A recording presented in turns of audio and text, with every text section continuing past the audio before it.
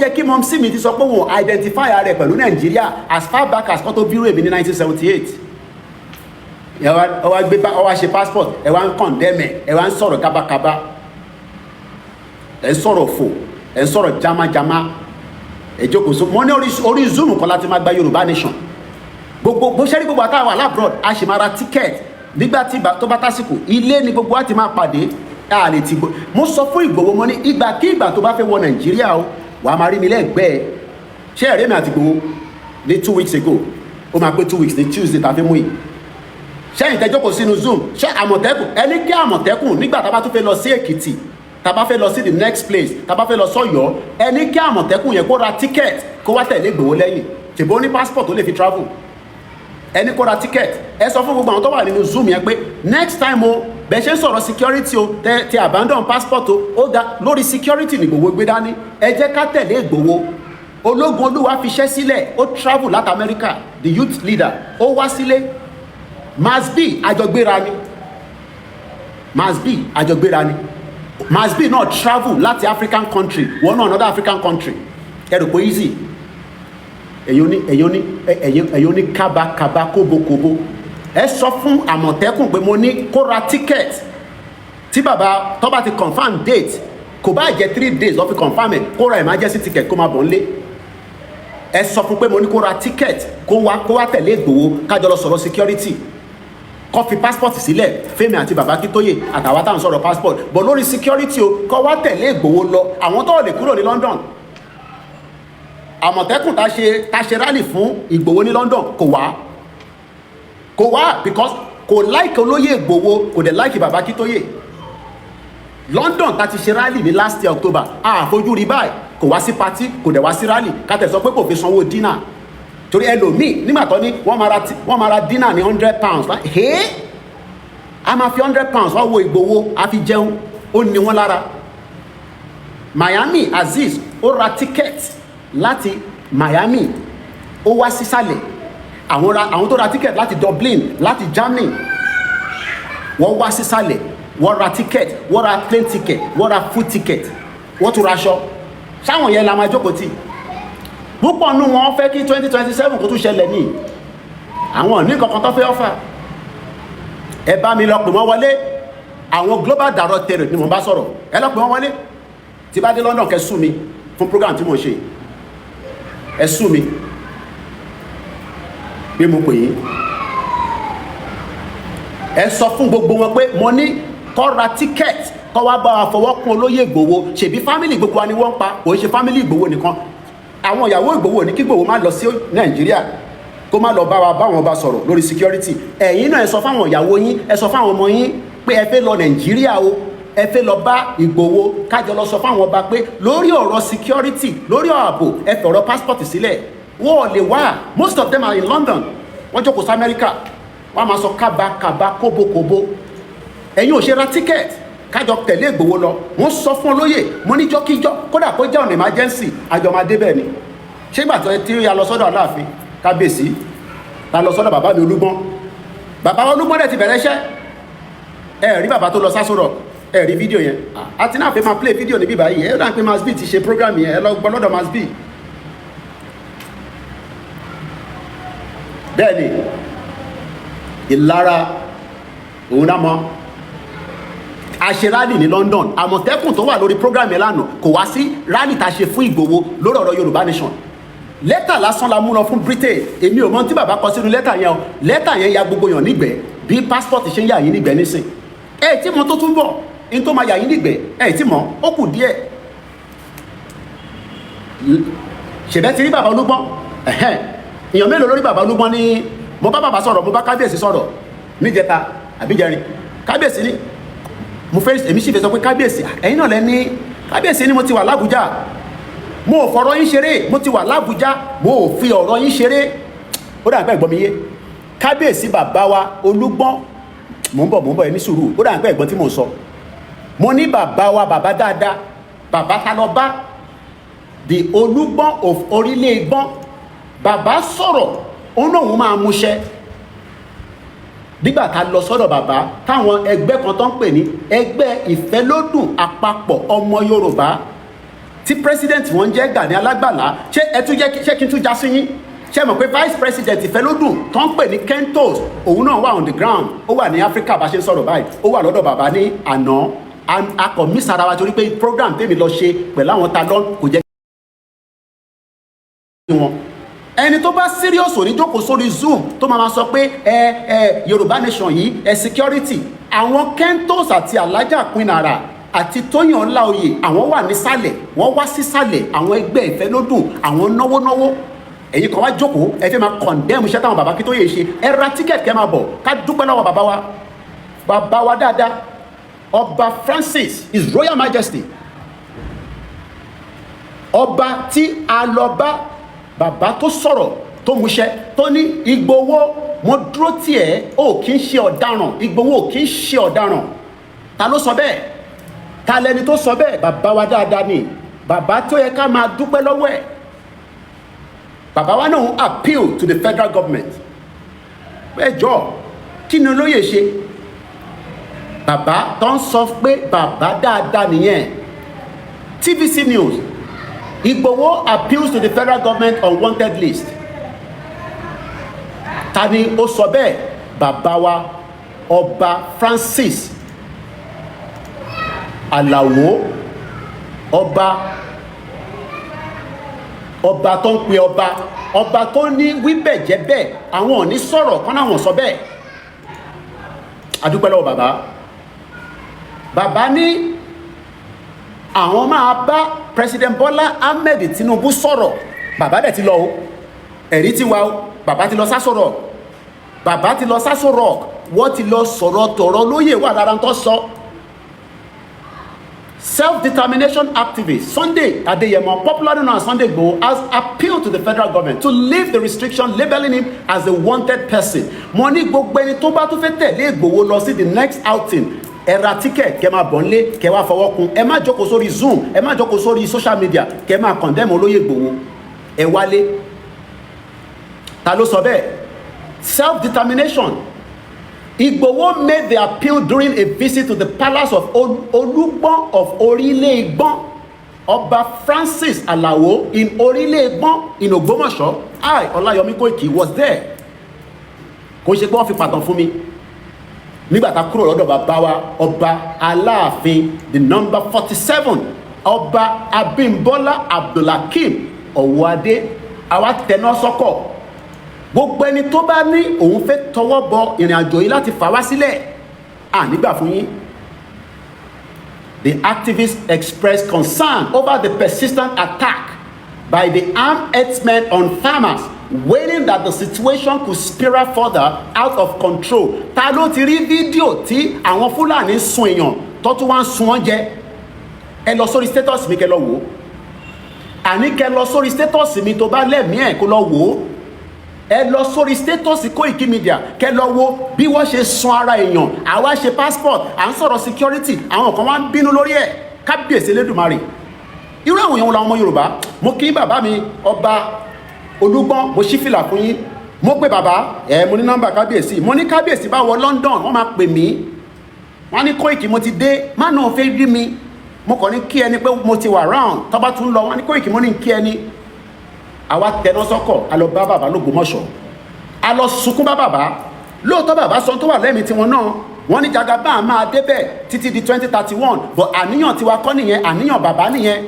Bàbá n tó wù wọn ni wọ́n sọ yẹn gẹ́gẹ́ bí n tó fẹ́, but n táwa fẹ́ ni pé olóyè Ìgbòho kì í ṣe ọ̀daràn, kò dẹ̀ ń ṣe olè. Bàbá dẹ̀ ti múṣẹ́ ṣe o. Ẹ bá mi pín ètò, àwọn èèyàn pín ètò yìí. Tó bá jẹ́ pé àwọn pásítọ̀ ló wà lórí ètò ni tó bá ní share, èmi náà máa ń wà lórí àwọn ètò yẹn. Tí pásítọ̀ yẹn kì í má dárúkọ tó bá ti ní ká share, èmi náà máa ń share. Ẹ bá wa kí bàbá wa Ọba Francis Alao, ẹ bá wa kí bàbá dáadáa. Ẹ jẹ́ ká ṣe gbòsà fún bàbá. Kò tí ì pé ọ̀sẹ̀ méjì bàbá ti tẹná sọ́kọ̀, ó lọ Àbújá. Bàbá wa Ọba Francis Alao Orílẹ̀-Ègbọ́n, gbogbo wa la rí fídíò. Bàbá ti dé ọ̀dọ̀ Tinubu. Ìtọ́ máa sọ nínú kọ̀rọ̀ ó yàtọ̀ sí ìtọ́ máa sọ ní kámẹ́rà. Definitely ẹ lè expect kó sọ gbogbo nǹkan nu kámẹ́rà. Bẹ́ẹ̀ àwa náà ṣe lè sọ gbogbo tí a bá bọ̀ látọ̀dọ̀ bàbá wa Ọba Aláàfin. Ẹ bá mi pín ètò yìí. So gbogbo èyí tí ẹ fẹ́ bàrìn àjò yìí jẹ́, tẹ́fẹ́ sọ ìrìn àjò yìí tẹ́fẹ́ sọ di lórí social media. Mo ní orí social media kọ́ láwọn ọmọ Yorùbá ti fẹ́ gba country. Ẹ̀tọ́ wa ni tá à ń béèrè fún. Bàbá wa Olúgbọ́n mọ̀ pé ẹ̀tọ́ wa ni self determination. Àwọn náà dẹ̀ ń sọ ẹ̀tọ́ tí wọ́n pé Tinubu gbọ́dọ̀ débẹ̀ títí di 2031. But ẹ̀tọ́ ọmọ Yorùbá ni pé a fẹ́ gba ìlú wa. A dẹ̀ kọ́kọ́ fẹ́ mú security lókodo ọ̀rọ̀ torí pé wọ́n ń pààyàn wọ́n ń jíyàn gbé. Àwọn kan lọ jí gbé wọ́n ní kó lọ mú 50 million wá. A lè afford, a need ètò ààbò. Ẹ wá fọwọ́ kún Ìgbòho, ẹ má jókòó sórí program kẹ máa condemn tí Bàbá Akintoye àti Ìgbòho ṣe. Ẹ máa bọ́ lé ẹ̀yin global directorate. Ẹ fún wa ní ìjọ tẹ́tí wá sí Nàìjíríà, tẹ́tí wá sọ̀rọ̀ Yorùbá nation yàtọ̀ sí ìtẹ́ ń ṣe lórí social media. Ẹ sọ̀kalẹ̀ wá, ẹ wá fọwọ́ kún Ìgbòho, bẹ́ẹ̀ tẹ́ fi fọwọ́ kún Bàbá Akintoye, ẹ wá fọwọ́ kún Ìgbòho. Ẹ lè jókòó sórí program kẹ máa condemn, ẹ ra ticket kẹ máa bọ̀ ń lé. Bí Ìgbòho náà ṣe wálé, Ìgbòho náà fi Germany sílẹ̀, ó ní nǹkan tó ń ṣe ní Germany, ó lọ́mọ níbẹ̀, ó níyàwó níbẹ̀, ó wá sísàlẹ̀, ìrìn àjò kan ò kéré, èmi àti Ìgbòho wà níbẹ̀ ni. Bàbá Akintoye gbéra ní February, ó lọ sìnyàwó ẹ̀, púpọ̀ nínú ilẹ̀ gbọ́ pé wọ́n máa ṣe bẹ̀ríà fún ìyàwó Bàbá Akintoye. Ǹjẹ́ wá sílé láti wá fọwọ́ kún bàbá yẹn? Ẹ wálé, but ó easy fún yín láti jókòó láti máa condemn wọn. Ẹ pèrè ayé ní global directorate.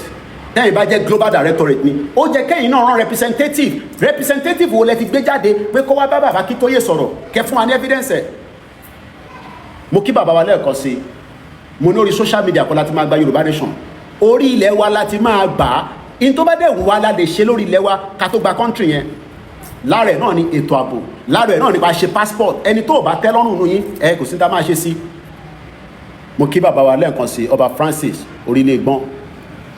So lórí àwọn global directorate yẹn nìyẹn ká tètè kúrò lórí ọ̀rọ̀ tiwọn because I see most of them as irrelevant. Bẹ́ẹ̀ ni mo sọ, Koiki ló ń sọ̀rọ̀, ẹ wojú mi dáadáa, kò sí tẹ́lẹ̀ fi mí ṣe, gbogbo yín pátápátá tẹ́ wà lórí ètò yẹn. Koiki ni mò ń jẹ́, kò sí nǹkan tẹ́lẹ̀ fi mí ṣe. Ọba Elédùmarè ló dá mi sínú journey. Kò sí ṣìngbáyìn ẹ̀ lè fi wá ṣe. Ẹ kàwé, ìwé tẹ́ ka yẹn, ṣé ẹ lè fi stop Fúlàní tó ń pààyàn? Tèbémi àti Ìgbòho jọ wọnú gbó ní 2021 ni. Ẹ̀yin kọ́ àwọn ọmọ tiyín sí London, ẹ kọ́ àwọn ọmọ tiyín sáré sí Amẹ́ríkà. Ẹ̀yin ò ṣe fa àwọn ọmọ tiyín náà, ẹ mú kan náà àwọn àkọ́bí yín bí màmá tèmi náà ṣe fèmí náà sílẹ̀. Ẹ fẹ́ kan náà àwọn àkọ́bí yín sílẹ̀ kájọ máa tẹ̀lé Ìgbòho káàkiri. Ẹ fi kan náà àwọn àkọ́bí yín sílẹ̀, ẹ fi second born yín sílẹ̀, ẹ fi third born yín sílẹ̀. Ẹ lè ṣe yẹn. Bẹ́ẹ̀ni ṣe ń tẹ̀lé Ìgbòho káàkiri yẹn, ẹ̀yin náà mú kan náà àwọn fámìlì yín, àáfún nílé tó máa gbé, àáfún lóúnjẹ tó máa jẹ, ẹni kó máa tẹ̀lé Ìgbòho káàkiri. Ó easy lẹ́jẹ̀ kẹjọ́ kò sórí social media kẹ́ máa condemn. Ẹ máa túbọ̀ condemn. Ó dẹ̀ lọ bẹ́ẹ̀ sí gbogbo ẹ̀yin gúrùpù tó kù náà pé jágbajàgba lọ. Ṣé ká ṣí phone line káwọn tó bá fẹ́ pè tẹ́ bá fẹ́ dá wọn lóhùn? Ṣé ká ṣí phone line díẹ̀ ká tó wọnú ti Kẹ́mi Bádé náà? Mo lè tún fẹ́ sọ̀rọ̀ nípa ti Káyọ̀dé Mọ̀lá ní ká sọ àbí ká ṣe máa bẹ́tò yẹn lọ, èwo lẹ fẹ́ bẹ̀? Ẹ fi àkànpé sílẹ̀. Ẹ rò pé easy kí mọ́ sí tèmi náà sọ pé òun yọ̀ǹda mi fún àwọn ọmọ Yorùbá nation 2021 tí mo máa wálé. Ìjọ tí mo fẹ́ lọ gangan tí mo fẹ́ kúrò London, mo lọ dágbére fún mọ́mísí mi pé mo ń bọ̀ ní Nàìjíríà. Owó mi títí báyìí. Ó dẹ̀ mọ̀ pé òun lè sọ pé no torí pé ó mọ̀ pé ìfẹ́ tí mo ní sí ìran tí mo ń ṣe lọ́wọ́lọ́wọ́ yìí. Ṣé rò pé torí owó láwa ṣe ń ṣe ni? Ìyá tó bí mi lọ́mọ ó ní right láti bí mi sí London ní 1978. In tó bá mú bí last born ni wa, àwa mẹ́rin náà ni ìyá wa bí. In tó bá mú tó bí last born wa sí United Kingdom tó gba British passport. A jẹ́ pé màmá mi mọ̀ pé Nàìjíríà wà òkè nìyẹn nígbà yẹn. Àṣé Nàìjíríà ò gbádùn. Torí tí Nàìjíríà tó bá gbádùn ni kò jẹ́ kí Mọ́mísí wa sá lọ ní 1990 tó ṣẹ̀ wá kúrò ní Nàìjíríà. Mẹ́tẹ́ ń tí pẹ̀lú o, mo sọ fún pé mi ni last person lórí ìrìn àjò yìí. Bàbá Akintoye ò tí declare lẹ́fẹ́ yàgbẹ́ sára, ó kù díẹ̀ tí bàbá bá declare ẹ máa jẹ̀gbẹ́ gbogbo yín pátápátá. Tó bá mọ bàbá mi ló ń pè ní Ọmọ́táyọ̀ Alhaji Koiki tí Ebenezer Obeki, Constant Star, President Constant Star. Àwọn ọ̀bẹ́gbẹ́ ṣe ká máa ṣe kẹ́manyàmá. Ẹ̀yin ẹlẹ́gbẹ́ jágbajàgba, ẹ̀yin ẹlẹ́gbẹ́ òfò, ẹ̀yin ẹlẹ́gbẹ́ tẹ́ wà in direction. Ẹ̀yin tẹ́ fi wà lábẹ́ Bàbá Akintoye, ẹ fi máa ṣẹgbẹ́ tí yín lọ́tọ̀. Ṣé bí ó ṣe ń ṣẹgbẹ́ nìyẹn? Tíyàn bá fẹ́ jẹ́ kí ẹgbẹ́ da, ìyàn máa kó ọwọ́ papọ̀ pẹ̀lú ẹgbẹ́ yẹn ni. Kò ṣe pé ẹgbẹ́ kan máa ṣe tiẹ̀ ní bíbà. Wọ́n ní kí gbogbo wa ká jọ sowọ́ papọ̀, ká tọ̀ síbì kan, kó lè tètè hó. Ẹ̀yin ṣe pé ní global directory, ẹ̀yin tọ̀ síbẹ̀ yẹn, Gani Adams náà tọ̀ síbẹ̀ yẹn, gbogbo yóò fi wà lábẹ́ Bàbá Akintoye. That's the fact. Ẹ fi wà lábẹ́ Bàbá Akintoye. Ẹ like outfit mi tó bá like ẹ̀, ọ̀dọ̀ Omitaf Culture lẹ ti máa rà. Agbẹ̀sìn lára dáadáa. ogun ni ọ bí tàwọn tó fi ń kírun ni kò ń ṣe tàwọn lárúbáwá o kò ń ṣe ọmọ lárúbáwá ọmọ Oòduà ní mí kò dẹ̀ sí nǹkan tó ń pè lórí olókun orí aládé ni ó gbọ́n wọlé ni black ni ó dẹ̀ lápò báyìí gbogbo aṣọ tí ẹ bá ti lọ́rùn mi omita culture ni ẹ lọ síbẹ̀ wá gbèsè lọ́rùn so bàbá tèmi ò ṣẹgbẹ́ kó wá dẹgbẹ́rú ó dúró tí àwọn ẹgbẹ́ ni ìyẹn ni òbí ṣe sọ pé tẹgbẹ́ bá ń dára látọ̀dọ̀ olórí ẹgbẹ́ ni bẹ́ẹ̀ni kan kó mọ kájọ máa kó bẹ́ẹ̀ni kan ṣẹyẹ kábà ṣẹyẹ bẹ́ẹ̀ni kan sílé gbogbo wa fẹ́ gba Yorùbá nation èmi máa dúró ti gbogbo yín ni I will stay with Yorùbá people mo ní tó bá fẹ́ gbà bọ̀dé Yorùbá nation èmi ni máa kọ́kọ́ jáde no matter who the person is nígbà fẹ́ ni eléyìí ò ń ṣe Yorùbá à ń jà fún Yorùbá tó ń ṣe láyé àtijọ́ tẹ́lẹ̀ o tó máa ṣe ní àjò kékeré bàbá tèmi dúró ti ẹgbẹ́ ó dẹ̀ náwó bẹ́ẹ̀ mi náà ṣe máa dúró ti ẹgbẹ́ màmá tèmi náà dẹ̀ náwó sínú àjò yìí ó tún fọmọ ẹ̀ sílẹ̀ ẹ̀yin náà ẹ fọmọ tiyín sílẹ̀ ẹ fa ọmọ yín sílẹ̀ Ìgbòho ti farẹ̀ sílẹ̀ àwọn ìyàwó ẹ̀ accept pé máa ṣe tó ń ṣe lọ èmi náà wá dúró tì ẹ̀yin náà ẹ fa tiyín sílẹ̀ Káyọ̀dé mọ̀lá dúró ìyàwó ẹ̀ fi sílẹ̀ George Akínọlá dúró kò gbọdọ̀ kú dúró Ìyá Jagun dúró Ìyá Jagun sì wà ní Ìbàràpá ìyá yẹn wọ mọ́tò káàkiri ni ó lọ gbà wọ́ọ̀dì kan fún wa màmá yẹn kíyàn máa lọ láti Ìjẹ̀bú kó lọ gbà wọ́ọ̀dì ní Ìbàràpá kò dẹ̀ ní mọ́tò ẹ̀yin jókòó sá abroad ẹ máa sọ kábàkábà kóbókóbó ó dùn mí pé wọ́n ti ní kí n má bú yín mọ́ kí dẹ̀ má ṣe pé mọ́ ẹ bá gbọ́ ṣégi ọ̀rọ̀ kí lẹ fẹ́ fẹ́ mi ṣe ẹ lè fi wá ṣe ṣingbáń lórí ìrìn àjò yìí kò sẹ́ni kankan tó lè fẹ́ ní kankan ṣe ṣingbáń ó dùn mí pé àwọn ìyàwó mi dẹ̀ fẹ́ràn àwọn ìyàwó mi dáadáa àtàwọn ọmọ mi pé dad just do your program educate us and leave the rest kálẹ̀ yín ẹrù pọmọ tó lọ rálí làwa ni bàtà Clarks ni mò ń wọ̀ lọ sí primary school bàtà Clarks ni mo sì máa lọ́ra wà ní UK tó ń pè ní bàtà Clarks tó bá wọn tó ń pè ní Clarks CLASKS the last shopping tí bàbá mi ṣe kó tó kú Marks and Spencer ló ti ṣe shopping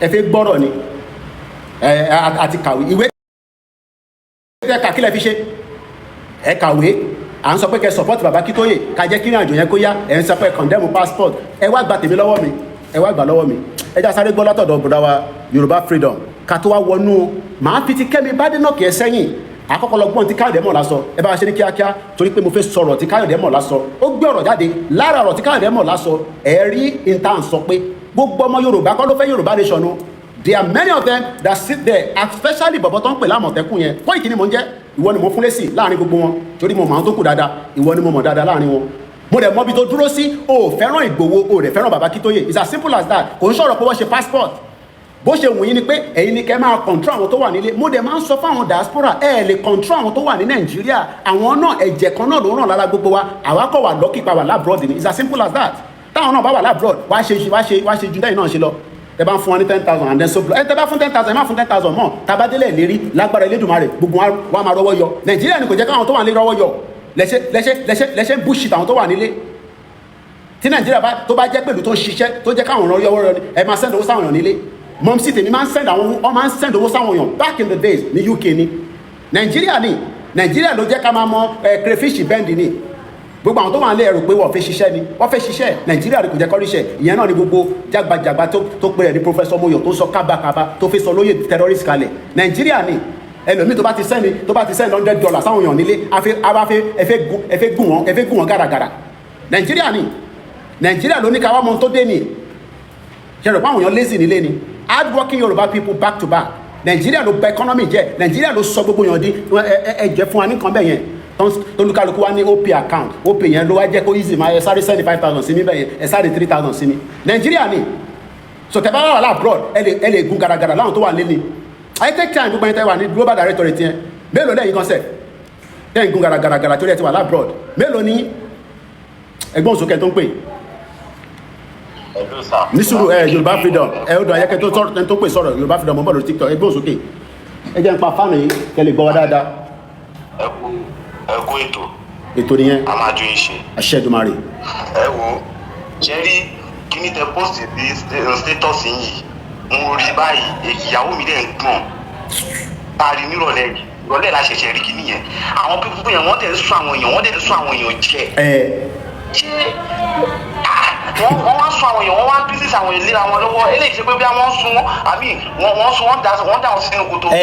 wọ́n sun wọn gé wọn láran jẹ a human being wọ́n sun wọn wọ́n dẹ̀ gé wọn wọ́n jẹ wà lórí status náà lọ́wọ́. àwọn àdé wa mọ̀ sí bóyá ilẹ̀ Yorùbá ni kíní yìí ti ń ṣẹlẹ̀. ibi tó bá tẹ̀ ti ṣẹlẹ̀ Nàìjíríà ló ti ṣẹlẹ̀ kò bá tẹ̀ jẹ́ anywhere Nàìjíríà ló ti ṣẹlẹ̀ it doesn't matter ẹgbọ́n sókè.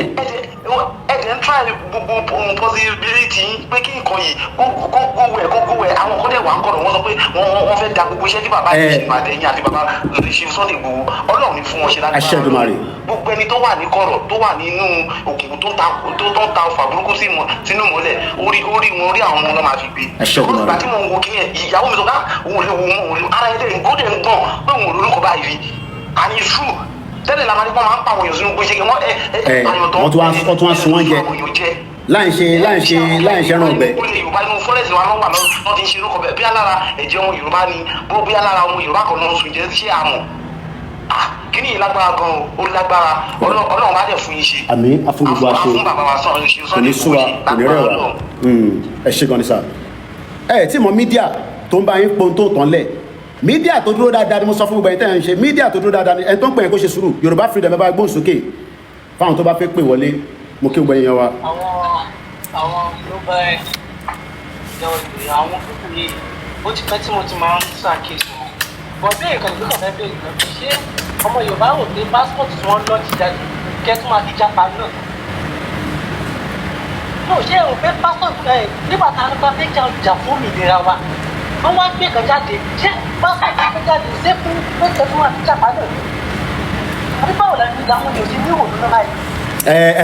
ṣètò gbọ́dọ̀ tí brother mi sọ nísìn pé ṣé wọ́n tẹ̀ ní ká ṣe passport ká fi jápa ni àná fẹ́ gba country náà ni ká kọ́kọ́ gba country náà. tó nígbà tá a ṣe passport pé wọ́n fi ṣe àyẹ̀wò wa kó ní kókó máa rìn náà tó ṣe ẹ̀rí wọ̀ pé passport ẹ máa ṣe ẹ máa tó fi gba visa ẹ máa tó fi kúrò ẹ máa tó fi lọ sí owó tá a ní ìdìbò Yorùbá ti ṣe ẹ tó máa pọ̀ tó máa visa. 17 million ni tó bá fẹ́ lọ sí Canada lẹ́nu 17 million ló gbọ́dọ̀ ní lákàntẹ̀ 17 million naira ọmọ Yorùbá mélòó ló ní 17 million pẹ̀lú Fúlàní tó ń pààyàn nínú gbó tí wọ́n jẹ́ kó dóko tó bá yẹ pé wọ́n ń ṣoko ni wọ́n máa ní 17 million ẹgbọ́n sókè alàgbà. ṣé káwọn tó wà ní UK àwọn tó wà ní US àwọn tó wà ní outside yìí olórí kúkú ló pọ̀ jù wọn kì í ṣe. majority of them. à ń retí yín àmọ́ pé ẹ̀sìn pọ̀ jù báyìí lọ. ṣẹ́rí pìtìpìtì tó ń tì yín ṣiṣẹ́ tó ń fa yín tẹ̀ fi kó wáyé jáde á lè máa fa yín pẹ̀ títí tẹ̀ máa fún àṣeyà ara yín jáde síta. bẹ́ẹ̀ni. kó kí ni tẹ bá ṣe kù sí bẹ́ẹ̀ sì ní ọ̀gàn pé ẹ̀yin lè máa dìran tí ọmọ Yorùbá Ọlọ́run máa tẹ̀lé yín. á pa yín wọn á pa yín tìrantìran.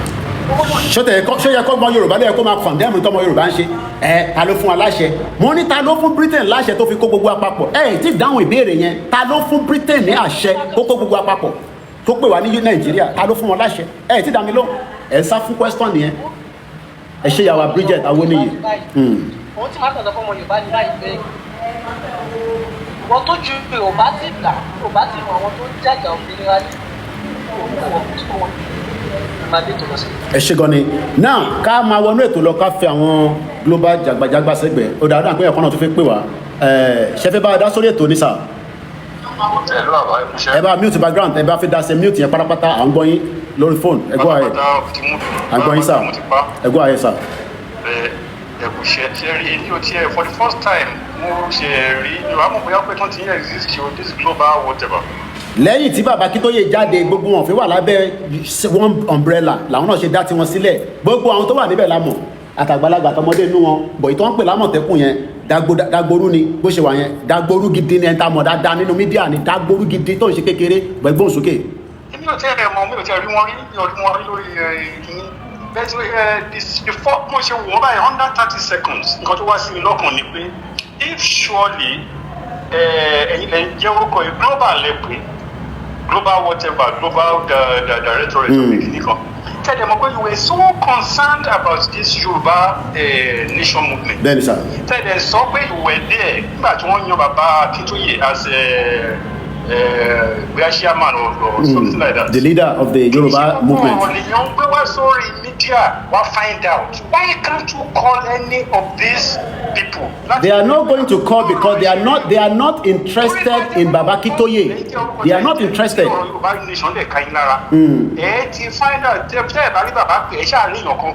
Ali Àmọ̀tẹ́kùn yẹn a lè kúrò nínú world media ni. A lè kúrò lórí world media ni. Media no, that is so wrong. And maybe they should be maybe opportunity láti sọ fún àwọn other media tó bá tí nǹkan bá rú wọn lójú kì í ṣe pé kí wọ́n á pè gbogbo àgbáyé ẹ wá dá sí o nǹkan báyìí lẹ rí nǹkan báyìí lẹ gbọ́ ẹ kọ́kọ́ ṣe find out gbogbo nǹkan tó ń ṣẹlẹ̀ lábẹ́ pátápátá kẹ́ ẹ tó mọ irú nǹkan tẹ́ máa gbé jáde because wọ́n fi ń discourage àwọn èèyàn ní. ìtàn ṣe nìyẹn púpọ̀ nù wọn lọ ní British passport àti American passport lọ́wọ́. ìkan tí ẹ̀ sọ nù wọn ó lé bí kò sí owó lọ́wọ́ wọn mọ́. ẹ jẹ́ ń gbọ́dọ̀. so you know it's too wrong it's so wrong. ṣàgbàwó lọ àtọwọ́bọ̀ wọn lápò ká gbowó ṣàtọwọ́bọ̀ wọn lápò ká fi gbowó. irú wọn tó bá orí ọ̀fẹ́ láti pàrọwà sí wọn pé ẹ wá kí nǹkan máa ròyìn lójú ẹ gbà àwọn tó bá yẹ kẹ́ find out ṣé ó ṣẹlẹ̀ ẹ tó máa gbé ọ̀rọ̀ sí gbogbo àgbáyé pé ẹ wá dá sí. God bless you. Thank you very much. ẹ ṣé gan ni bàbá wa mo kí ẹ̀yin ọ̀jọ̀gbọ́n Ọlọ́run yọ wọ́n pé à ń bú èèyàn mọ́ lórí platform wa níbí báyìí ọ̀rọ̀ lọ fi gbọ́ wọ́n dẹ̀ máa gbọ́ ọ̀rọ̀ náà ni ẹ já lọ sí ṣẹfẹ́ dá sórí ètò ní sà. ẹ káàsán mi sálẹ́ mi Koiki. ẹ ti wà lórí ètò ẹ bá gbóhùn sókè bàbá wa láti òkè lọ́hùn à ń gbọ́ yín sà. ẹ kú iṣẹ́ takuntakun ní àwọn owó kí ní ẹ̀tẹ́ bá gbọ́ ní ọ̀gbìn bó jẹ́ ẹ̀wọ̀n ìdá ìbò rárá ní ìlú tó bá yẹ kó máa bọ̀ sí Nàìjíríà kó máa bọ̀ sí Nàìjíríà. wọ́n ò lè wá Nàìjíríà tẹ́ bá ní kọ́ máa wá sí Nàìjíríà púpọ̀ ní wọn they are not going to come to Nigeria ẹlòmíì ti fẹsẹ̀ kan Nàìjíríà ní sinbi abíyá 10 years 15 years ago lọ ti wá Nàìjíríà gbẹ̀yìn èyí tẹ́ wà nílẹ̀ lè sọ náà àwọn tó wà àwọn ilé ìwà Nàìjíríà ìbí mi náà wà Nàìjíríà báyìí àwọn ò lè wá Nàìjíríà. ìlara ló ń padà. ó dà ó dà. táwọn àgbẹ̀ tó bá kúrò ẹni tó fẹ́ ṣe wọn ní jẹ́ kó ṣe. àìná ọpọlọ ló ń bá bọ̀. okay no problem. irú ìwé àkókò pé báwa bá ẹ̀ sọ̀rọ̀ ẹ ti pé kò dákò bàbá ẹ̀. àdé láti ilẹ̀ níṣẹ́ àti gbowó kò lè tí gbòwó ń ṣe Àmọ̀tẹ́kùn ò lè ṣe kò lè kúrò ní UK kó wá sí Nàìjíríà nísìn kó wá ṣe tí gbòwó ń ṣe kò nọ́mbà wọn ní voice they don't have a voice. kò sí lára ọgbọ́n tó kọ́ Yorùbá ni ọ̀tá Yorùbá ni ṣọ̀rọ̀ jẹ́ Yorùbá ni ṣọ̀rọ̀ máa dúró. agbára Ọlọ́run bẹ fẹ́ bẹ kọ̀ gbogbo ọmọ Yorùbá ti sọ pé Baba Akintoye ló gbé mandate on their behalf and Baba Akintoye is forging ahead and is doing exactly what he would do so bó ṣe jẹ́ nìyẹn ẹ jẹ́ ká tẹ̀síwájú brother wa torí àsìkò mo fẹ́ tètè make sure pé ẹ̀yin tẹ́ wà ń lé kẹ́lẹ̀ láǹfààní láti lè gbọ́ gbogbo ọ̀rọ̀ tó dáadáa ẹ̀ tún láǹfààní àti pé padà later ẹ̀ ṣe gan ni ẹ jẹ́ ká lọ sọ́dọ̀ Káyọ̀dé Mọ̀lá brother wa dáadáa mo kí ó kú iṣẹ́ takuntakun ọbẹ̀ Elédùmarè bá mi dúró ti gbogbo ẹni tó bá fẹ́ ẹ ṣe gan ni Grandma Awoniyi mo kí gbogbo ẹ̀yin yá wa tí ẹ wà lórí ètò ẹ bá mi jù sáwọn Global Directorate Koiki lèmi jẹ́ o mo dẹ̀ ní pẹ́ dé London padà tó bá yẹ pé fi bá wa fa wàhálà tí bá ti dé London kẹ́ wá bá mi fa wàhálà but tí bá ti gbé passport yìí dé UK tẹ́ ń wò lọ́wọ́ mi ẹ má bínú ẹ̀yìn lọ́wọ́ affidavit yẹn jábọ́ ni kẹ́ wá gbà lọ́wọ́ mi okay kẹ́ lọ report mi fún British government pé passport kan bẹ lọ́wọ́ Koiki irú passport wo ni British fẹ́ gbọ́rọ̀ ni ṣẹ́rẹ́ mi wá opportunity tèmi àti Britain tájọ máa engage dáadáa lórí ìrìn àjò yìí torí pé ìtagbé dání kò ń ṣe crime òun ló ti sọ fún Kistama kó wá bó ṣe máa recognize àwọn Palestinian so tó bá jẹ́ pé Yorùbá passport yìí la máa gbélé British lọ́rùn tó máa fi recognize wa ààrẹ náà ni ó kù díẹ̀ ẹ fẹ́ mọ̀ dí abájọ ni ó dà jẹ́ ká sáré gbé àwọn èèyàn wọlé ní kíákíá ní bíi méjì mẹ́ta lórí Twitter space kọ́ máa ní Koiki ó tẹ̀ jẹ́ káwa náà sọ̀rọ̀ bọ́lẹ́ ẹ̀kọ́ kọ́lá máa gbé yín wọlé lẹ́yìn yẹn àwa lọ gbọ́ kí ni Káyọ̀dé Mọ̀lá sọ lórí átíkù tó kọ lénìí a máa gbọ́ gbogbo ẹ̀ mo kí gbogbo èèyàn wa o ẹ bá gbọ́n sókè bí ẹ bá ṣe wọlé ẹ̀ẹ́dẹ̀lẹ́pọ̀ àwọn Global Directorate náà wọ́n lè wá fún mi ní response náà ní bíbáyò àyè gbà wọ́n láti wá sọ̀rọ̀ kọ́ wá sọ tẹnu wọn but ní program tí a tọ́ṣe lánàá against passport wa passport ti dúró ẹni tó bá tẹ́ lọ́rùn kó lọ já sí London Bridge ẹgbọ́n sókè mà. ẹ káàsán Mr. Koiki. mo fi tọ̀wọ̀tọ̀wọ̀ kí n mọ́ mi wá.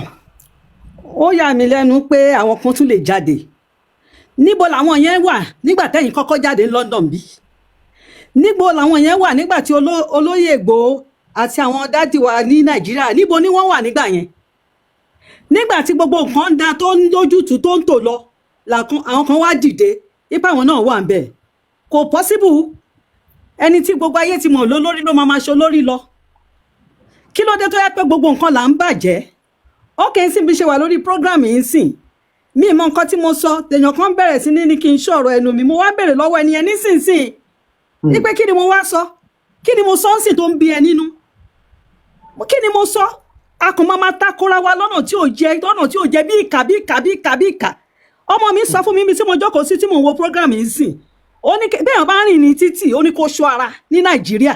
àbí ẹ má bínú pé mo dárò ìmọ̀ ilẹ̀nu wọ́n sẹ́ndì fídíò kan gbogbo èèyàn ti máa rí fídíò yẹn ní Ìbàdàn wọ́n ti jí woman yẹn gbé mọ́tò lásán àti kọ́kọ́rọ́ ló wà lẹ́nu ọ̀nà ló wà ní mọ́tò lẹ́ni mo sọ mo mọ̀ bí àná ní incident ẹ̀ ń ṣẹlẹ̀ bọ̀ èmi ṣẹ̀rí fídíò yẹn lẹ́nu. òun lọ́wọ́ mi ń sọ fún mi nísìn ó ní wọ́n kàn máa dédé dúró ni wọ́n dẹ̀ kidnap àwọn èèyàn ní títì nísinsìnyí ló ń sọ fún mi níbi tí mo jókòó sí so ìjọ wo la fẹ́ ṣe lè dà ìjọ la fẹ́ ṣe lè dà so gbogbo ẹni tó wà nílùú òyìnbó kò sẹ́ni tó ọkàn wọn balẹ̀ rí lórí gbogbo àwọn tá a fi sílẹ̀ ńlé àwọn kan jókòó níbo náà wà nígbà tó ti ń ṣàtìṣe àti dúró Yorùbá nation yìí wọn ò lè rí iṣẹ́ Ọlọ́run ò lè fún wọn ṣe nítorí Ọlọ́run ò lè fún wọn ṣe kò sí mọ́ ṣe lè náà fẹ́ dàrú wọn àdàbí ní ṣàmọ́ pé àdàbí ó dàjú ògùn lọ àdàbí ó dàjú ògùn lọ because gbogbo wọn ò lè jó lórí ẹni tọ́lọ́run bá ti yàn lólórí náà ló máa dúró gẹ́gẹ́ bí olórí. adé follow ẹ adé accept ẹ. adé máa follow ẹ a máa tẹ̀lé wọn àgbàlagbà ni wọn agbárùkù tí wọn dáàdì báwo ló yẹ ká ṣe ṣe báwo ni a ṣe máa ọ̀nà owó la máa gbégbà ó ṣe yẹ kó rí nìyẹn. mọ́mí ẹ bá mi béèrè lọ́wọ́ wọn pé níjọ́ wo lọ ti rán yàn wá bá bàbá kí tó bí ṣe bá ń sọ̀rọ̀ báyìí Kentos wà nílé báyìí Alájà Pinara wà nílé ìyá wa Tóyìn Ọlọ́yè àjọ dé ọ̀dọ̀ Aláàfin adẹ̀jọ́ dógbòmọ̀ṣọ́ ni àwọn mẹ́tẹ̀ẹ̀ta sì wá bá bàbá wọ́n wá bá bàbá ní just about couple of on the 1st of August lọ́wọ́ bá bàbá kí tó yẹ èyí pàtẹ́ mi dé yìí mo rẹ́ ẹni tó wá láti Amẹ́ríkà ọjọ́ mẹ́ta péré ni wọ́n wá ṣe kí lọ́wọ́ dẹ̀ wá ṣe wọ́n wá yọjú wo bàbá àwọn mẹ́ta ni wọ́n family wọ́n mọ ọmọ wọn dání ọmọ wọn tún múyàn kan dání there is another sister wa yẹn mo ti mọ nísìn lórí ìrìn àjò yìí náà ní 2021 màmá wọn ló introduce Yorùbá nation sí wọn pé à ń ṣe kíní flag kíní ta máa ń gbé símú yìí nígbà COVID ìbò tẹ̀ ní kíní yẹn wà ta máa ń gbé símú doctor ni wọn àwọn lọ́ní ká bẹ̀rẹ̀ sí lọ ṣe kíní mask ta máa ń gbé símú yẹn. This was the first time I had the privilege to see her láti 2020 or 2021 rather tí mo wálé a kàn máa ń sọ̀rọ̀ lórí fóònù ni ọjọ́ mẹ́ta ló wá ṣe ní láti Amẹ́ríkà kíyàn ra ticket kó wá ṣe ọjọ́ mẹ́ta péré ní Kútọ́nù 3 days we're talking about almost $2,000 ticket àwọn kan wá jókòó sí Zoom ẹ̀ máa kọ́ kábàkábà I mean rubbish ni gbogbo ìtọ́ ń ṣe yẹn rubbish ni ayé ò mọ̀ wọn ayé ò dẹ̀ ní mọ̀ wọn ẹni táyé ti mọ̀ ló máa tọ̀ lẹ́yìn Ọlọ́run á dẹ̀ máa fún yín ṣe Ọlọ́run ò ní padà lẹ́yìn yín àtẹ̀yìn àtolóyè Ìgbòho àtàwọn dádì kí ló ṣe wá tarí báyìí gbogbo wa kọ́ lọ máa jó lórí Ọlọ́run ò dá wa dọ́gba ẹni tọ́lọ́run bá rán níṣẹ́ ló máa wà níwájú èyí tó kọ ẹgbára máa tún àbí màmá ṣe ń sọ Yorùbá yẹn ẹ súnmọ́ wọn pé ok dádì ẹ̀yin ti wà káwa tó wà ẹ bá ọ̀nà ọlá máa gbégbà ká lè ṣe kó dá ká lè tètè ṣe kí Yorùbá nation wá ṣe kó lè dìde. gbogbo wọn fẹ́ follow template yẹn bàbá kọ ó kọ 35 page bàbá tún kọ the good news path to prosperity but n tó fẹ́ ká ṣe ni pé ká jókòó sórí orí Zoom yìí lórí yes it's good for engagement but we got to continue to push and push a máa create pressure bẹ́ẹ̀ni tó bá jẹ́ pé mo ní tó bá jẹ́ pé mi lọ fi dídá movement yìí ànígbèdé bíbà a máa ti sọ díjà gidi bó de sọ fún bàbá dẹ̀ náà ọ̀nà tá a máa gbà kọ́ nìyẹn ká máa ṣe ní diplomacy ká máa engage àwọn èèyàn wa ká bá àwọn èèyàn wa sọ̀rọ̀ níjọ́ wọn láti kó bọ́n jáde nísìn níbọn tá a fẹ́ kó jáde níjọ́ wọn láti dàlúrú àwọn balatu lọ ń bá nísìn pé kábíyèsí security ilẹ̀ Yorùbá ó dà olóyè tún sọ pé tẹ́ ẹ̀ bá gbé fóun ẹ gbé fẹ́nìbọ̀dì kóun ṣiṣẹ́ pẹ̀lẹ́ nìyẹn what more do you want from this man what more do we want from him ó ní tẹ́ ẹ̀ bá fóun ní security àwọn ṣiṣẹ́ pẹ̀lú ẹ̀ kí la tún fẹ́. ẹ wọ ọmọ kan níjọ́ kan ọmọ yẹn mo ń gbọ́ program mo gbọ́ kíní ẹ̀ ni ó bọ́ sọ́wọ́ àwọn kí náà ti ń pè àwọn tó máa ń tìyàn dànù nínú mọ́tò one chance wọ́n dẹ̀ mú ọmọ yẹn àwọn one chance wọ́n dẹ̀ mú ọmọ yẹn ó ní àmà wọ́n dẹ̀ bẹ̀rẹ̀ sí ní fi lu gbogbo ẹsẹ̀ ẹ̀wọ́ wọ́n lo gbogbo ẹsẹ̀ tó yẹ pé ọmọ yẹn wọ́n lù ú dànù ni wọ́n dẹ̀ gbowó wọ́n ṣe gbogbo ẹ̀ ọjọ́ kò sí lóyìnbó ọjọ́ kò sí ẹbí tẹjọ́ kò sí pẹ̀lú àwọn ọmọ yín àwọn èèyàn go through hell nílé Ìjà ọ̀rọ̀ kò easy ni. àkàtà ìṣòro yóò gbọ́dọ̀ bọ́ sí àkódá o ẹ̀yin tá a bá ń ṣerú ẹ̀mí o mo ṣẹ̀ṣẹ̀ gbọ́ kíní tí wọ́n ń ṣerú ẹ̀ kò dáa rárá Ọlọ́run ò dẹ̀ ní fún wọn ṣe ẹ ṣé gan ni ẹ ṣé gan Ọlọ́run á dúró tì yín lágbára Ọlọ́run àjọ máa délẹ̀ lérí ni lórúkọ Jésù. àbí Jésù Kristi amen. mo kí gbogbo ẹ̀yin nurse ẹ̀yin doctors gbogbo ẹ̀yin ọ̀jọ̀gbọ́n àwọn tó ní làákàyè ni mò ń bá sọ̀rọ̀ kò ń ṣe àwọn tó ní làákàyè Olayomi Koiki ni mò ń jẹ́ ẹ gbọ́dọ̀ ní làákàyè ẹ bá mute background ẹ ti wọlé fún sókè. gbogbo kọ́ náà ni máa ń gbé dádì ẹ má bínú sí mi ẹ ti wọlé sà. mo kò sí kan tí mo fi bẹ̀rẹ̀ kó tẹ̀ kó sẹ́ni àwọn aṣọ ojú tó máa kọ́ sí àti flag. ẹ má bínú dádì ẹ má bínú sà ẹ má bínú ẹ ṣé gan ni àmín Jésù Kristi. ń bọ̀ àwọn agbèsè speaker ní sìn. oríṣi ọwọ́ ẹ̀ ní nídìí láti máa bínú sí. Thank you very much. ṣé ẹ rí ọ̀rọ̀ Yorùbá ìṣòro Yorùbá nation gbogbo ìbí ni o. Okay. Hello. ẹ máa sọ̀rọ̀ lọ dádì akọ̀nẹ́tà mọ́ speaker ni kó lè loud dáadáa à ń gbọ́ yín dádì ẹ máa sọ̀rọ̀ lọ sà à ń gbọ́ yín dáadáa. Okay. ẹ máa sọ̀rọ̀ lọ sà. ọ̀rọ̀ Yorùbá kì í ṣọ̀rọ̀ Yorùbá nation gbogbo anything tó bá ti jẹ́ àpapọ̀ Yorùbá ṣé ọ̀rọ̀ àwọn kan wà kò sí nǹkan tó lè ṣe láyé yìí ibi ni wọ́n máa tó sí.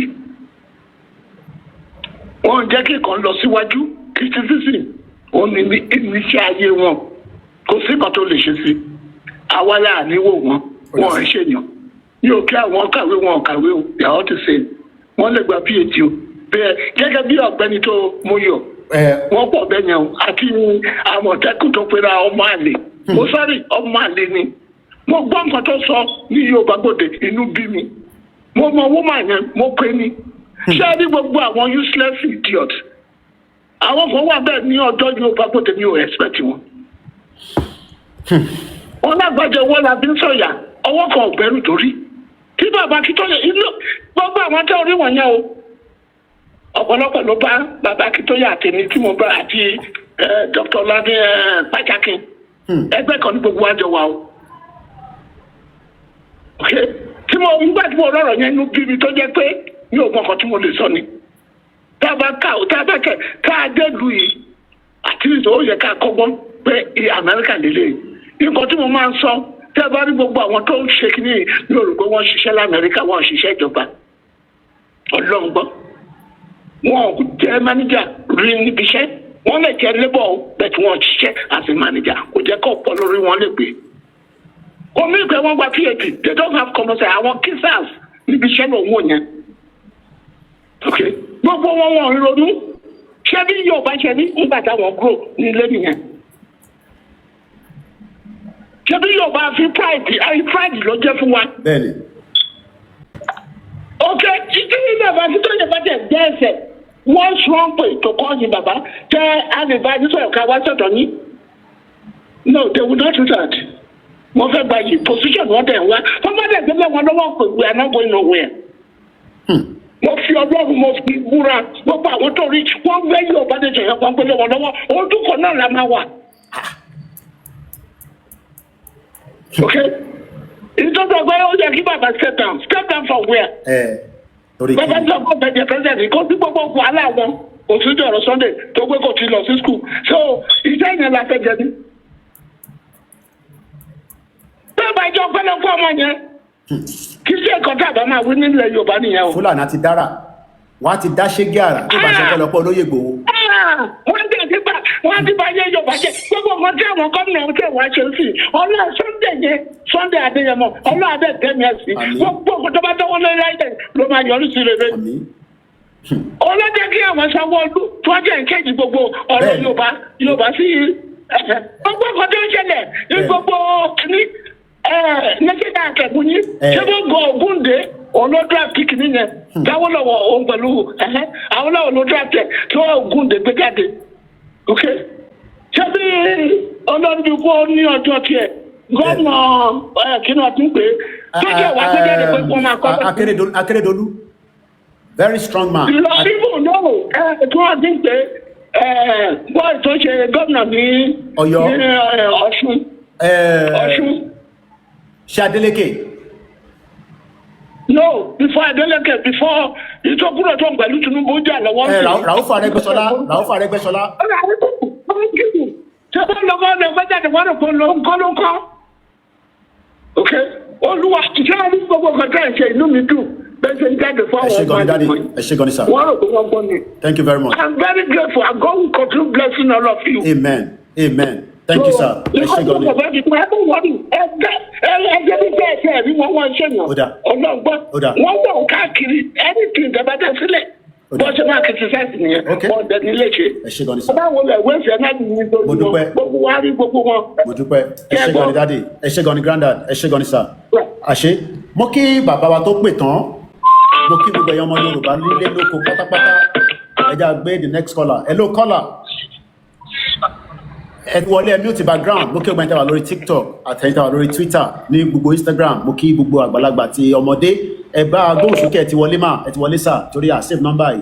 Bọ̀ picture obìnrin ló wà ń bẹ̀ ẹ bá gbóhùn sókè. Hello. À ń gbọ́ yín mà ẹ gbóhùn sókè mà. Ẹ kọ́lẹ̀ Mr. Koiki. Mo fi tọ̀wọ̀tọ̀ mo fi kí ìyá wa ẹ káàbọ̀ mà. Yes sir. Ṣé rí nǹkan tí mo rí ni pé Yorùbá máa ń ní à ń kí wọn ò ṣe wí lẹ́jọ́. Ìjà ìlara ò tán bọ̀rọ̀. Ìlara ní gbogbo nǹkan tó ń ṣe wọ́n. Kò sí nǹkan tó ń ṣe wọ́n jùlọ. Àwọn ẹlòmíì tí wọ́n bá tilẹ̀ achieve nǹkan tẹ̀ achieve. Nǹkan tó kàn ní pé kí wọ́n máa lára ẹni yẹn. Kí wọ́n máa ṣèbàjẹ́. Kí wọ́n máa wá bó ṣe máa ṣubú. Ẹ rí i pé nígbà tí tíẹ̀tà yìí dé níṣe tó dé yìí. Bẹ́ẹ̀ni mà. Ẹ rí i pé ara àwọn ọmọ Yorùbá tún yá jágíjágí. Kò ṣe máa ròyìn rárá. Inú àwọn èèyàn dùn. Àní kò ṣe máa ròyìn. Èmi gan tí mò ń wò ó lórí YouTube. Mo ń járẹ̀rìn inú mi ń dùn. Butterfly wà nínú ibẹ̀ ni pé mo kàn ń ṣe jìgìjìgì pé yes. Mo dẹ̀ ṣe lára àwọn èèyàn nìyẹn pé ẹni ilé wọlé kó wọlé tó wọ́n tún ṣe rí kó tún ti dé yẹn ni pé àwọn èèyàn tún bọ́ látẹ̀ pé orí wọn ti tanná sílẹ̀ ni pé this man again. Ẹ bọ̀ kí ni Ìgbòho ṣe fún wọn? Ẹni tọ́lọ́run bá ti dá lọ́lá tó bá ti sọ di akọni kò sí nǹkan tẹ́ni bọ̀ sí lè ṣe. Ó dà. Okay. So wọ́n kàn bínú lásán ni àwọn tó ń sọ̀rọ̀ yìí ẹ jẹ́ kán wálé àwọn àtàwálé la mọ̀. Òun náà là ń sọ fún wọn kán wálé kọ́tẹ̀ wá fọwọ́ kàn ìyá wa tẹ̀ wá nílé èyí tẹ̀ ń fojú winá nílé tẹ̀ ń fojú winá kọ́tẹ̀ wá bá yín ṣọ́ọ̀ṣẹ̀ mẹ́ta mò ń gbọ́ mà. eré àbí tí òun kà ń gbé tí mò ń gbé. ẹ má dárúkọ eré ẹ má sọ̀rọ̀ lọ́dún à ń gbọ́ yín mà. mi ò dárúkọ mo kàn sọ ni àti bí 2 months sí lẹ́rú tí ń báyàn tó bá gbé mọ́tò jáde fúnra rẹ̀ àti wọ mọ́tò ń báyàn lẹ́rù. Nítorí pé bó wọ kórópè ọ̀ràn bó wọ bọ́ọ̀sì anything tẹ́ bá ti àní fídíò kan mo ṣe rí lẹ́nu ìyá wa wọ́n ní mà obìnrin ló drive ní ọ̀bì kan lọ́nà bí Ìbàdàn àti kí mọ́tò yẹn dẹ̀ sì wà níbi tó pàkẹ́ sí bọ́nà ti jẹ́ nìyẹn gbé bí a Fúlàní ló jí gbé ni o bí a àmọ̀ but definitely the woman has been kidnapped fídíò yẹn ti wà lórí Facebook wa ẹ lọ wò. bó ṣe ń ṣe nìyẹn ìwọ tó bá jáde tó bá wọlé láyà àtàlàfíà wàá sọ fún mi pọ́lọ́ mo dúpẹ́ pé mo dé padà sínú ilé mi láyà àtàlàfíà o. àwa ń gbé pẹ̀lú bóyá láàárọ̀ bóyá lọ́sàn-án bóyá lálẹ́. à ń gbé pẹ̀lú fíà. tó gbogbo àwọn tó ń sọ̀rọ̀ yìí kò yé wọn kí wọ́n tiẹ̀ wá kọ́kọ́ wá tiẹ̀ lo 2 weeks. kọ́ ọmọ bó ṣe rí. ṣe ẹnu gbogbo ẹni wọn tó ń ṣe wọ́tọ̀wọ́tọ̀ bóyá nígbà tí wọ́n bá jí bíi méjì pé nínú wọn. bóyá wọn á mọ nǹkan tó ń ṣẹlẹ̀ tí wọ́n fi ń sọ̀rọ̀ nípa ètò ààbò. nítorí kò yé wọn rárá. kò yé wọn ní o kò yé wọn ẹni tí ẹ̀gún bá dẹ̀ gún lẹ́sẹ̀ òun ló máa mọ bó ṣe bí péèyàn ẹ̀ bó ṣe tó. ó lọ ra wá tà wà nílé wọn ò lè gbé òkèèrè kan máa sọ nǹkan tí wọ́n sọ kán wálé gbogbo ètò kan tẹ bàbá ṣe lè bàbá sọ̀hún bàbá ti sọ̀hún tí kì í bá ṣe ọgbọ́n àti bí Ọlọ́run ṣe fún wọn tí wọ́n ṣe ń ṣe Ọlọ́run ló mọ ibi tá a bá wà lónìí bí wọ́n ṣe gbọ́ pé Ìgbòho tiẹ̀ kọ́kọ́ wọ Áfíríkà yẹn tí kò tiẹ̀ wá oníkálukú bó ṣe kó ní tán bá ń ṣiṣẹ́ ní 90% wọ́n sọ di 25 wọ́n sọ di 20. tó gbogbo ilé tí wọ́n sọ̀rọ̀ tí bá ṣe pásítọ̀ nǹkan tó ṣe wọ́n ni pé wọn ò sí ní in charge so ara yẹn ó ń ta wọn ni wọ́n dẹ̀ fẹ́ kí bàbá máa expose bó ṣe ń rin gbogbo ìrìn àjò yẹn kọ́ máa sọ fún wọn kí wọ́n mọ̀. àdè lè sọ kò possible bàbá kí tó yẹ kó máa sọ gbogbo báyìí ló ṣe ń lọ wọ́n ní bí wọ́n ṣe mọ̀ yẹn ó ló ń ta wọ́n lára nǹkan tó ń dùn wọ́n nìyẹn ọ̀kan tẹ́ni kọ́ máa sọ ni pé àgbẹ̀yìn dàtàyìnbọ̀ tó gbé iṣẹ́ project sọ́wọ́ kọ́ máa gbọ́ nǹkan tẹ́ni bọ̀dì ń sọ ná ariwo ọjà ni wọ́n ná yìí ẹni tó bá máa sáré èké kò ní gbọ́ nǹkan tó máa ibi tó ń lọ ẹ̀kan ló máa focus ó dìgbà tó bá dé ibi tó ti máa hand over battle lọ bí tó ti máa dúró end of the game running race run yẹn ibẹ̀ ló máa tó dákẹ́ tó máa tó dúró gbogbo wọn rí wọn àìsàn ẹ̀ wọ́n fẹ́ cheap publicity ẹ má bù wọn. Thank you very much. ẹ má bù wọn ní publicity tí wọ́n fẹ́ ẹ̀yìn náà wọn God bless you. God bless you Yorùbá God bless us all. ẹ bá gbọ́n sókè MSK81 background into anointing ẹ̀ ń play nǹkan ẹ ti wọlé lórí TikTok èyí tẹ̀ ń pè ẹ ṣe sùúrù. Mr. Koiki èyí tẹ̀ ń pè ẹ ṣe sùúrù. ẹ ṣe gan sa. ẹ ti wọlé sà. káàbọ̀ sà. ààbò Ọlọ́run á wà lórí yín àtẹ̀yin àtọmọ àti aya àti bàbá Akíntóyè àti olóyè Chief Sunday Igboho àti gbogbo àwọn tí wọ́n gbé ọ̀rọ̀ Yorùbá Nation lọ́wọ́ lótìtọ́ àti lódodo. jẹ́rí mo rí prógrámù tí ẹ sọ yẹn náà bọ̀ ìjẹta ni mo rí mi wàá lè sọ bóyá tọ́pìkì ìtànà yàtọ̀ but pẹ̀lú nǹkan tí ẹ sọ nísìnyí ó dàbí pé the same topic náà ni. ṣẹ́rí kankan tí mo kọ̀ rí ní ọ̀rọ̀ àwọn pípù yẹn ni pé téèyàn bá kọ́kọ́ wọ àárín wọn bẹ̀ yẹn ẹ kọ́kọ́ rò bóyá àwọn èèyàn gidi tí wọ́n ní làákàyè torí professor wà nù wọn doctor wà nù wọn lọ́ọ̀yà wà nù wọn wọ́n ṣe ń dárúkọ ara wọn àwọn èèyàn á believe pé ó yẹ ká rí ọ̀rọ̀ gidi ọ̀rọ̀ ọgbọ́n ó jáde nínú àwùjọ ẹ̀ ṣùgbọ́n nígbà tí mo wá listen tí mo bá program wọn yẹn lọ mo wá rí wípé ìlara wà nú ọ̀rọ̀ wọn tó pọ̀ gan ìlara wà ń bẹ gan tó pọ̀ because nǹkan tí program wọn yẹn dídì dá lé lórí gangan ni pé kí bàbá Akíntóyè step down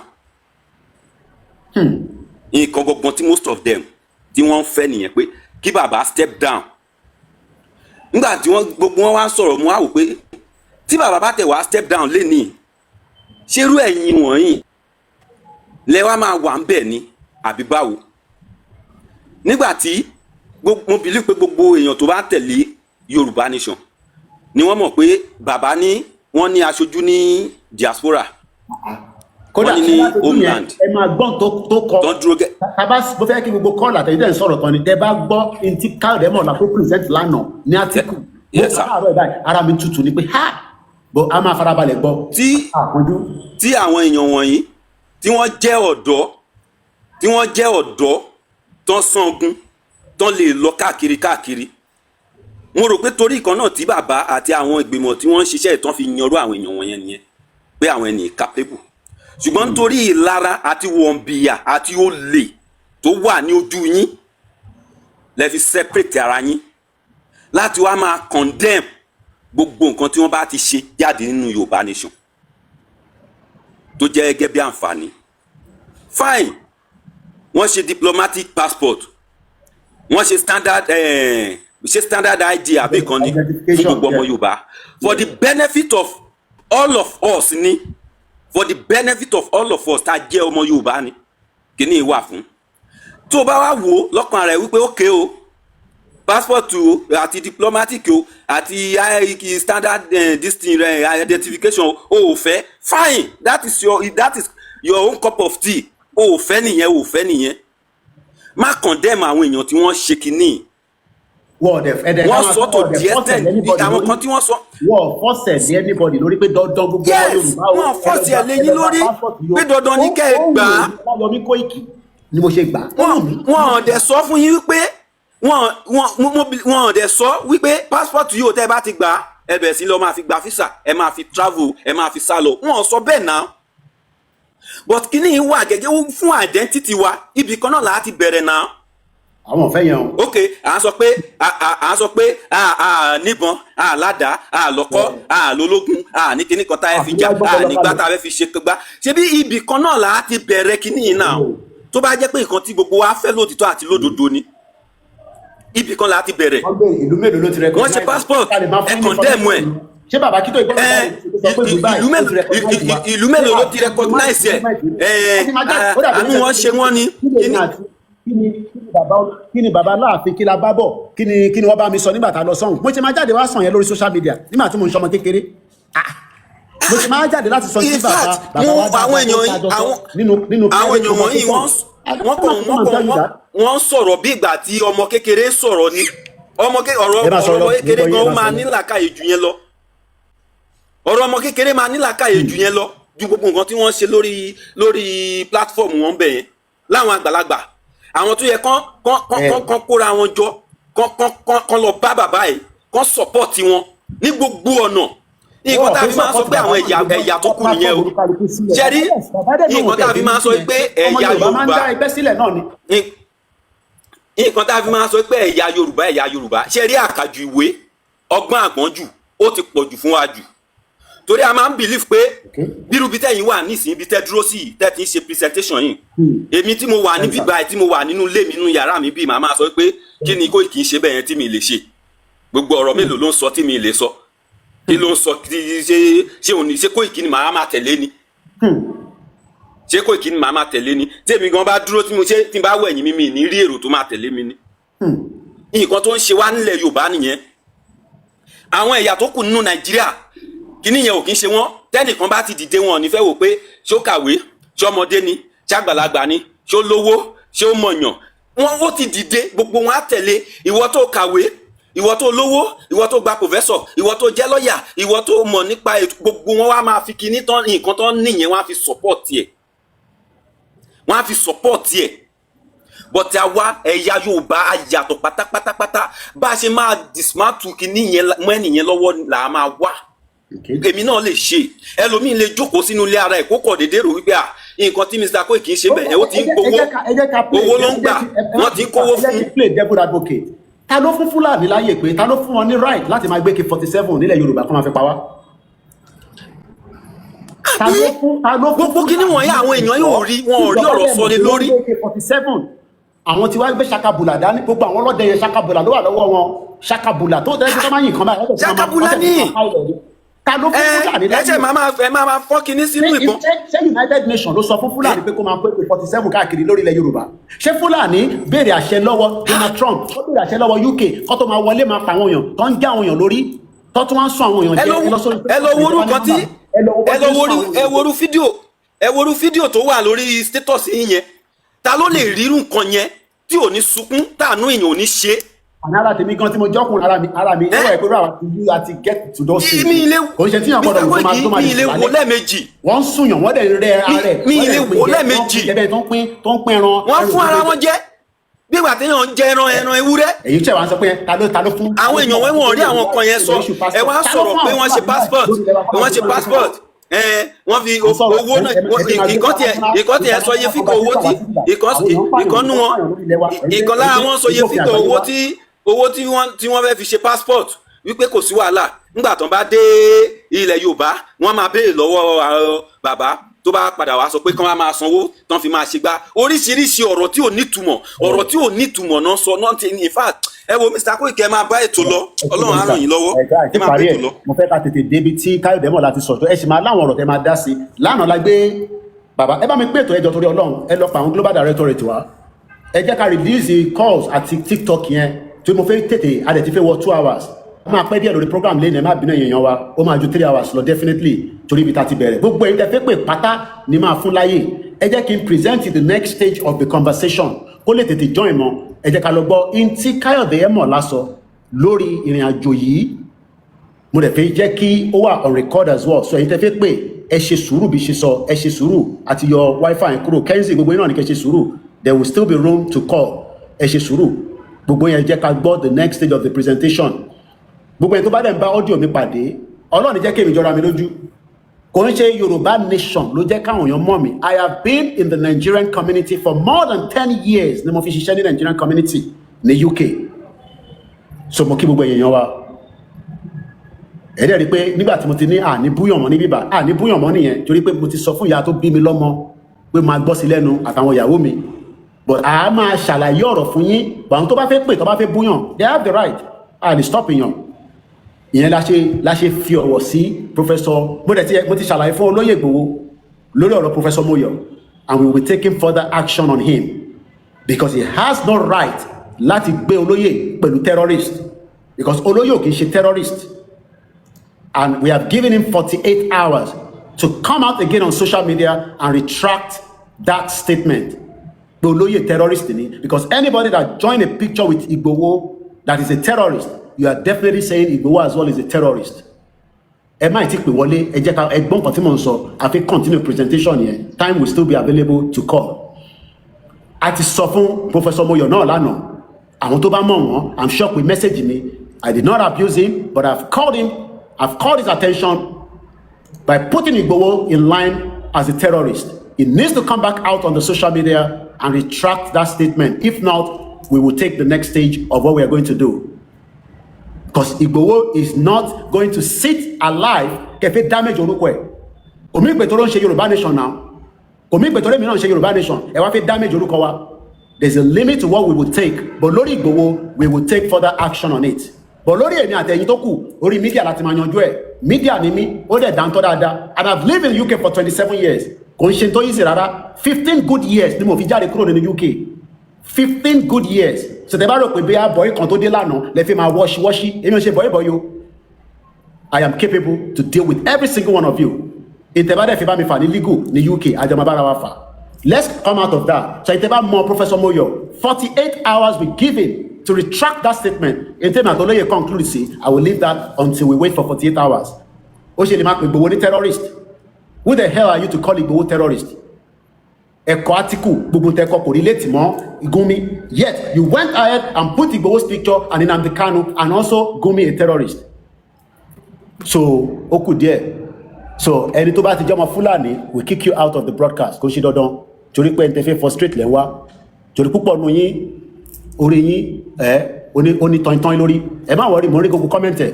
I don't even have to mention their name because púpọ̀ nù wọn ìyá ti jẹ wọn kó tó dé abroad.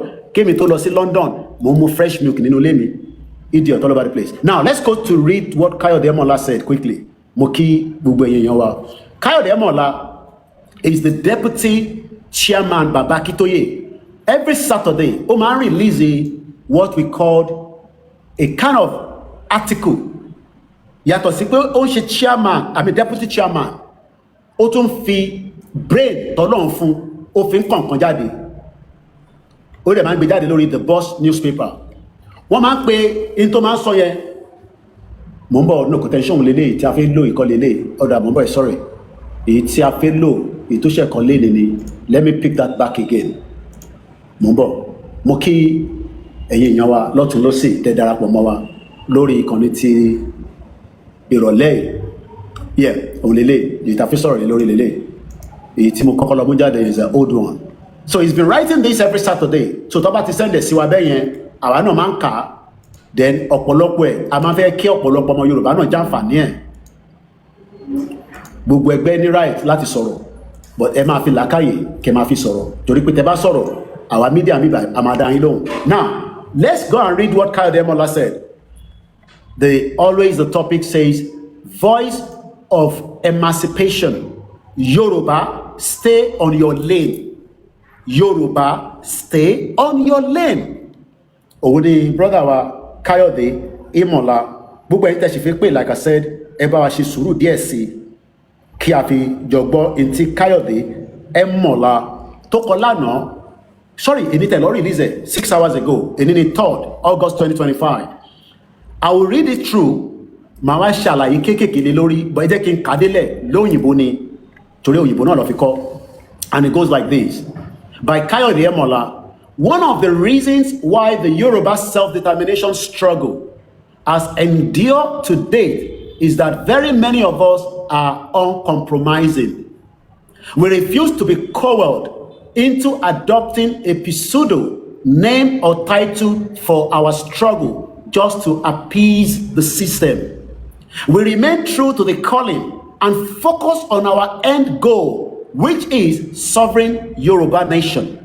This is obviously didn't go down with a lot of our people who came to the struggle with the varying motives. Some join us for their own personal gain than for the purpose of an independent Yoruba nation. Some others came to do the bidding of their slave masters who sent them to destabilize us. The unfortunate thing is that those whose hearts are not well grounded in the struggle found themselves wavering and eventually falling by the wayside. They let themselves be deceived that self-determination is a walk in the park. The important thing now is that those of us still standing should redouble our focus and commitment so as not to be distracted. The journey ahead is tough and not for the faint-hearted. There are still some among us on the self-determination struggle who are supposed to be on the path of freedom, leading our people to the promised land. Yet, their contributions to the struggle have been none other than to create a very beautiful website and to sit on the social media all day to criticize others.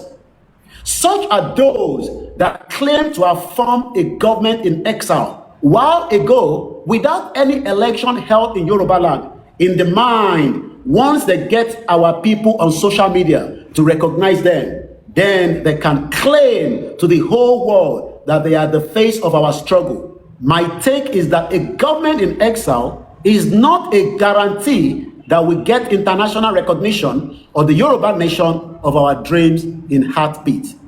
The Yoruba nation is a recognized entity globally, and that alone is more than enough for us. Our struggle is to liberate our people from the slave camp that Nigeria has come to represent for many of its citizens. We do not need to put ourselves through the cacophony of forming a government in exile to pass a clear message to the world.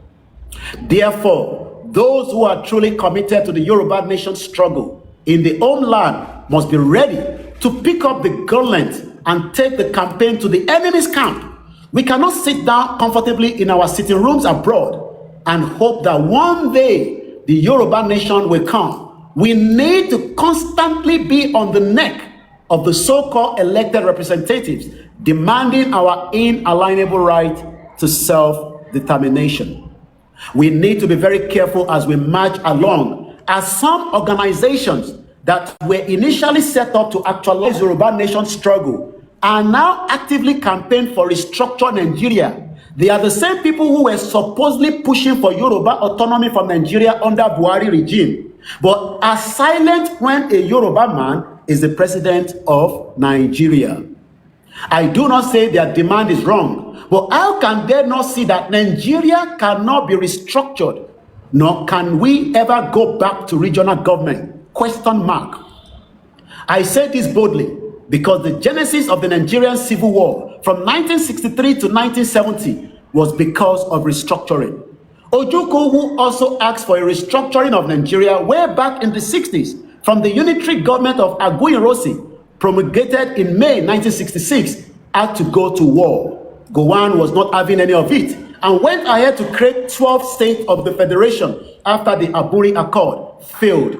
This led to Ojukwu pulling the eastern region out of Nigeria the following day. Thus, the Civil War began. From anyone to think that more than 50 years after the Civil War and more 20 states created by several military governments, it is time to restructure Nigeria is a daydreaming. Not even Tinubu, who is now the president, has the power to restructure Nigeria, let alone the ordinary man on the street. The best Tinubu can do is ask his rubber-stamping National Assembly to create more states to palliate some people to allow him to finish his tenure in office. For Nigeria to be restructured, every ethnic nationality will have to sit down at the round table and discuss the modalities. Outside of that, anyone hoping that because Tinubu is the president and is a Yoruba man, then he can restructure Nigeria is living in a full paradise. The Fulani North has nothing to offer to Nigeria. And if we continue to pander to their antics of requesting a restructured Nigeria, they will be happy that they got us where they wanted. The only thing that can shake the core of that belief is a total dissolution of the First Union. That is what those of the self-determination stand for, and that is why they are afraid of us. 4 out of the 6 regions of Nigeria have now shown interest in exiting the Union. The only thing remaining now is for any region or ethnic nationality to unilaterally declare its sovereignty and stand by it. Once that is done, it will shatter any legitimacy binding Nigeria together and steer it into a total collapse, just like Yugoslavia.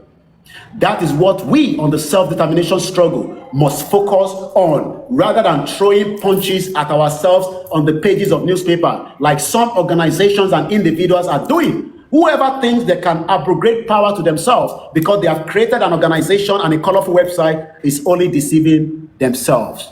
I urge such people to begin to put their houses in order and come up with plans and programs like to enhance the Yoruba nation struggle, like rather than becoming a noise-making machine on the pages of newspaper. Self-determination struggle is not for the faint-hearted. It is not something you pick and drop off at will. You must be constant in your belief of an independent Yoruba and continuously work towards the achievement of this goal.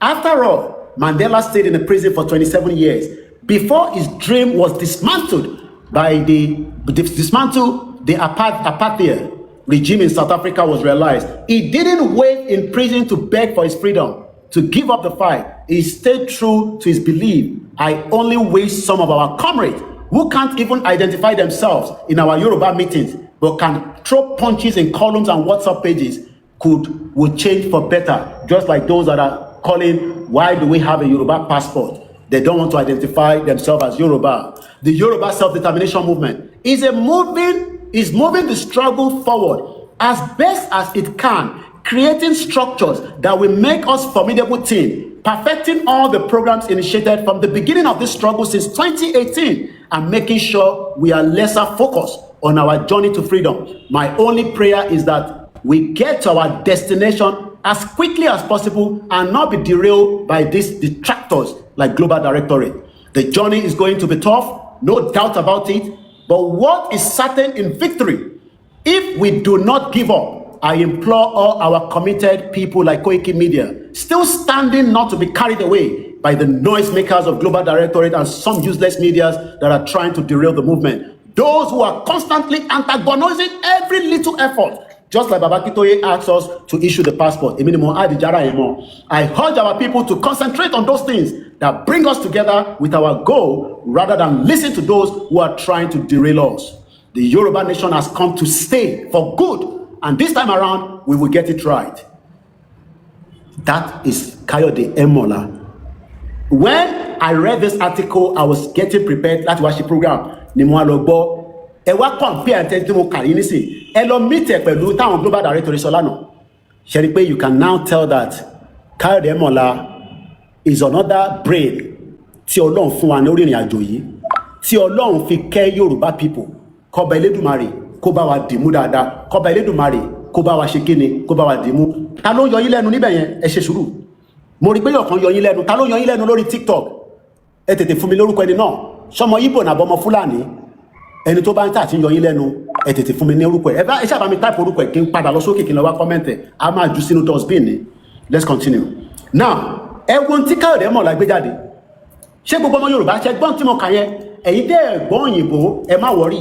Ẹ jẹ́ kí n tú dáadáa ní Yorùbá níwọ̀nba tí mo mọ̀. Màá tún wá fi àyè sílẹ̀ fún yín fẹ́yìn tẹ́ fẹ́ pè wọlé.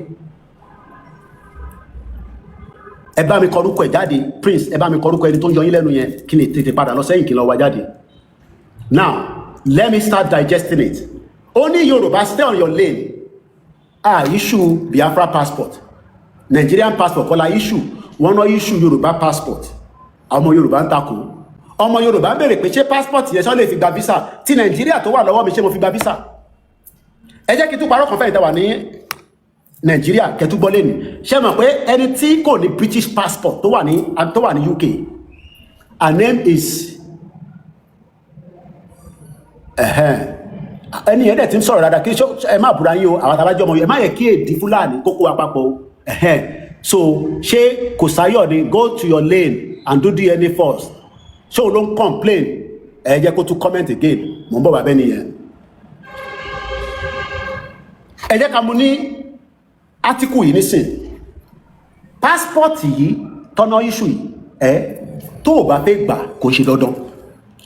Now, ṣé mọ̀ pé ní UK tí mo wà, UK tí mo gbé for 27 years, with a Nigerian passport, the British passport, you need to apply for a visa from US Embassy ní London tó bá fẹ́ lọ America. Ṣé wàá mọ̀ pé kò ń ṣe pé torí pé o ní right of resident nínú UK pé America máa issue visa fún ẹ. Ó yà àwọn èèyàn gbọ́ mi dáadáa. Ṣé mọ̀ pé the same Nigerian passport agbédání tó wà lọ́wọ́ wa does not guarantee you a visa even with your resident permit in the United Kingdom. The only thing to guarantee tó lè fi fún ẹ ní influence àbí right bí kò lọ sí America òun ni pé tó bá ní British passport. But if you are still using a Nigerian passport in the UK, you will need to apply for a visa, and that visa is not guaranteed. Or guarantee visa. So what is the usefulness of that useless passport? Just like Kemi Badenoch says, don't ever call me or identify me rather as a Nigerian. Because why? Because Kemi Badenoch was born in the UK. She has a British passport. So Kemi Badenoch can dust the Nigerian passport because useless passport, and she doesn't even want to be identified